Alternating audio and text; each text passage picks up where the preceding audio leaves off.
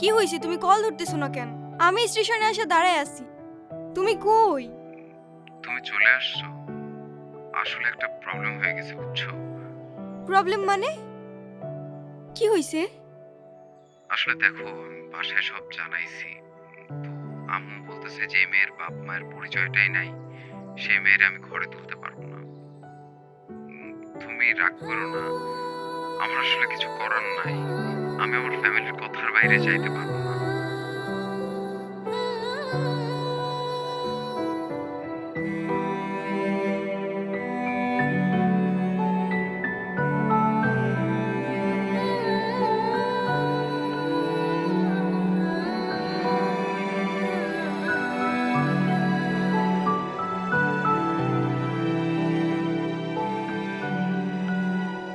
নেন।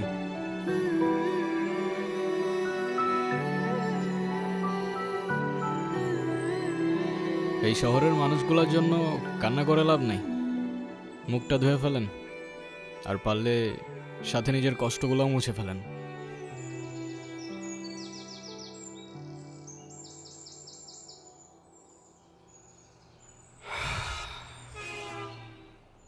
বলছিলাম না, আজকাল মানুষের 2 দিনে ভালোবাসা হয়, 3 দিনে পালাই গিয়ে 4 দিনে ডিভোর্স হয়ে যায়। আপনার তো তাও ভাগ্য ভালো, আগেই কাহিনী শেষ। আচ্ছা, আমার সাথে বারবার কেন এমন হয় বলতে পারেন? আচ্ছা কি হয়েছে বলেন তো? সে যেহেতু আসে নাই, আপনি বাসায় ফিরে যান। না, আমি আর ওই বাসায় ফিরতে পারবো না, আর কখনো ফিরতে চাইও না। ফিরতে চান না মানে? ঠিক বুঝতে পারলাম না। মা বাবা হারানোর পর আমি আমার মামা বাড়িতেই বড় হই। মা বাবার ভালোবাসাটা কি সেটা আমি কখনোই বুঝে উঠি নাই। আমি ভাবতাম মামা মামির মধ্যেই হয়তো আমি আমার বাবা মার ভালোবাসাটা খুঁজে পাবো, কিন্তু আফসোস। কিরে, এত দেরি হলো যে? জায়গা যাও, বেতন দিছে না? মামা দিছে। তো খারাপ আছিস কে? টাকাটা দে।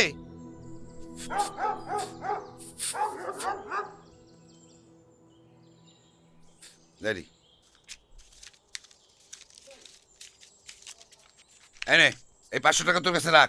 আর তোর মামি আসলি কোষ আমি হাটে গেছি। হ্যাঁ,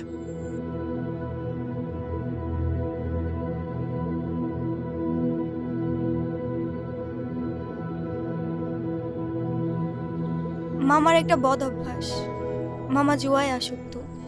3 বেলা না খেয়ে থাকলেও তার জুয়া ছাড়া এক মুহূর্ত চলতো না। আর তার জুয়ার সঙ্গী ছিল জাহাঙ্গীর।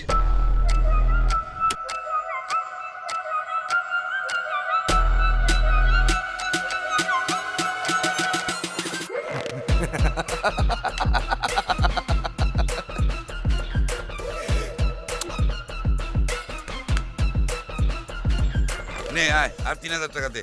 দে, আরেকদিন খেলি। আরে আব্বাস মিয়া, তুমি আর খেলো না। এমনি তোমার মেলা টাকা বাকি পড়ে আছে, পরে সুদ সমেত কিন্তু দেওয়া লাগবে। আর দিমু নে, দে আরেকদিন খেলি। আর খেলো না, বহুত খেলছো। এমনি খেললে তো বাড়িঘর বন্ধ রাখতে হইব। এর থেকে তোমার আমি যেটা কইছি সেটা তোমার লেগে ভালো। টাকা পয়সা কোনো সমস্যা না, টাকা পয়সা সব আমি তোমার ম্যানেজ করে দেব। তুমি যদি রাজি থাকো তাহলে খেলো আরেকটা। আচ্ছা ঠিক আছে, দেহুম নে, দে টাকা দে। ধরো। এবার দে, এই তোরটা দে।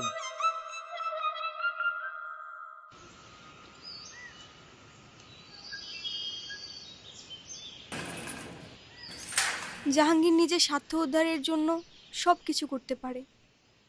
সুযোগ বুঝে আমাদের বাড়িতেও চলে আসে একদিন। মেলা কেনাকাটা করছো দেখি, গঞ্জে গেছিলা নাকি? হ মামা, গঞ্জে গেছিলাম, নিজের মানুষের লেগে লয়ে আছি। তাই নাকি?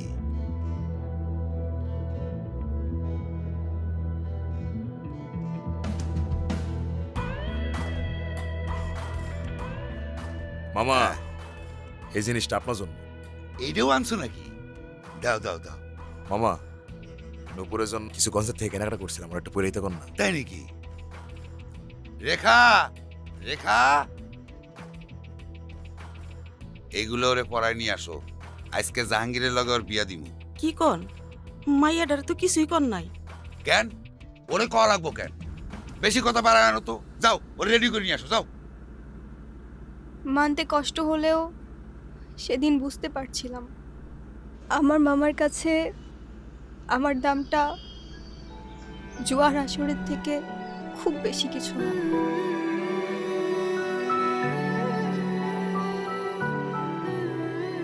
কোনো চিন্তা করো না জান, আমি ওর মামা ছোটকাল থেকে বড় করছি। আমার কথা অমান্য করবে অত সহজ না। না আপনারে বিশ্বাস করি আমি। মামা ওর একটু দেখে আসি আমি। যাও দেখে এসো, যাও যাও।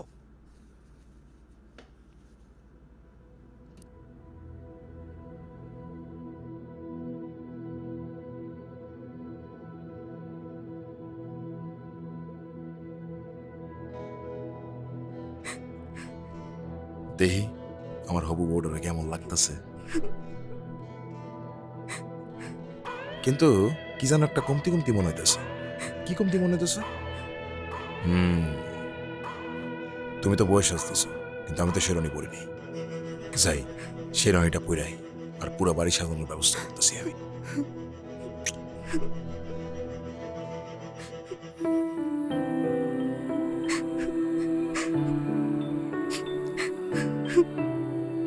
তোর মামায় আমার জীবনটা নষ্ট করছে, এখন তোর জীবনটা নষ্ট করবে। বিয়া দিব মানলাম, তাই বলে কি না এমন একটা পোলার সাথে শুনছি 7-8টা বউ আছে, সংসার করতে পারে নাই। এই কান্তাছোস কেন? তোরে না একটা পোলায় ভালোবাসে? এই নে কল দে, ওই পোলাটারে কল দে, কল দিয়া পোলাটার সাথে পালায় আসা। তোর জীবনটা নষ্ট করিস না।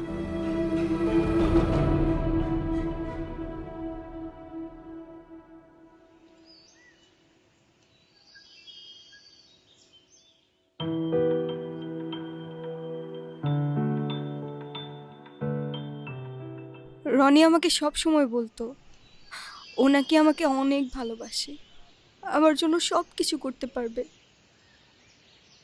ওর কথাগুলো শুনলে মনে হতো পৃথিবীতে অন্তত কেউ একজন আছে যে আমাকে সত্যিকারের ভালোবাসে।